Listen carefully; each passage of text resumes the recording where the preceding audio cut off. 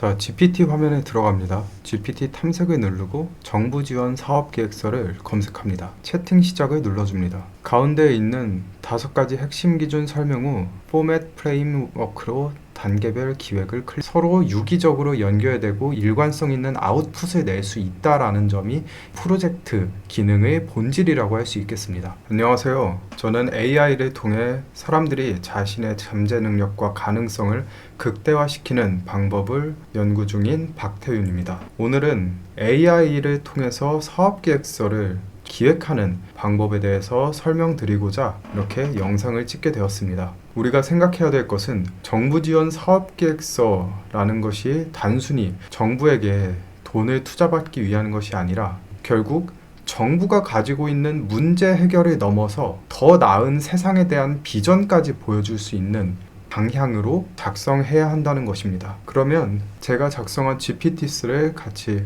보면서 함께 어떤 부분들을 보면 되는지에 대해서 설명드리겠습니다. 이 GPTs는 화면에 나오는 것처럼 저를 따라서 검색해서 들어오셔도 되고, 제가 유튜브 본문에 넣어둔 링크를 타고 들어오셔도 상관없습니다. 자, 먼저 chatgpt.com에 들어가 줍니다. 좌측에 있는 GPT 탐색을 눌러줍니다. GPT 검색란에 사업계획서를 작성합니다. 정부 지원 사업계획서 기획봇이 나오면 가운데 버튼을 클릭해 줍니다. 버튼을 클릭하면 사업계획서를 기획할 때 핵심적으로 가져가야 할 5가지 기준이 나옵니다. 그리고 이러한 기준들을 토대로 우리가 4단계에 걸쳐서 전반적인 사업을 기획하는 이러한 프레임워크를 제공합니다. 정부라는 고객을 만족시키고 투자를 이끌어내기 위해서는 정부가 원하는 문제 해결들을 제시하고 더 나아가서 그들이 원하는 비전을 제시해 줌으로써 설득하고 유도하는 것이 핵심이라고 할 수 있습니다.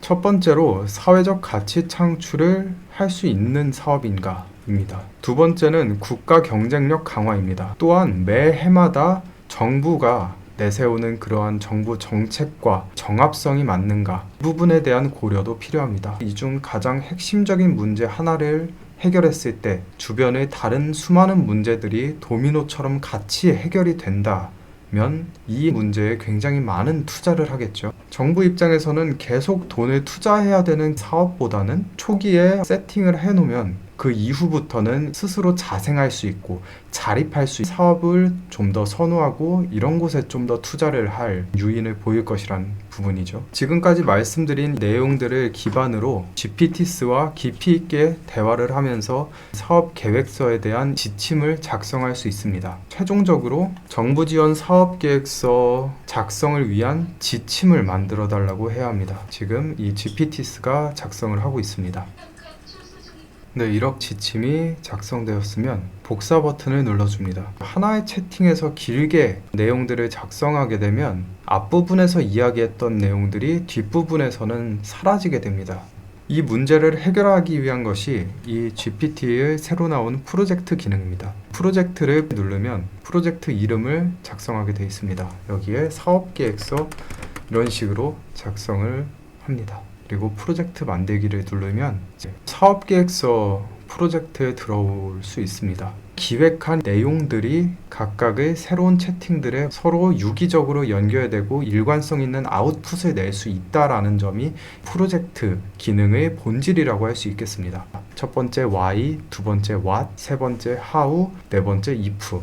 이런 방식으로 사업계획서를 구체화하고 각각의 내용들을 작성해서 합칠 때 보다 일관성 있고 유기적인 사업계획서가 작성될 것입니다. 오늘은 사업계획서 작성에 대해서 알아봤고요. 제가 만들어 놓은 GPTs를 활용해서 그리고 GPT의 신규 기능인 프로젝트 기능을 어떻게 활용하는 것이 가장 좋은 방법인지 알아보는 시간이었습니다. 영상 시청해 주셔서 감사합니다.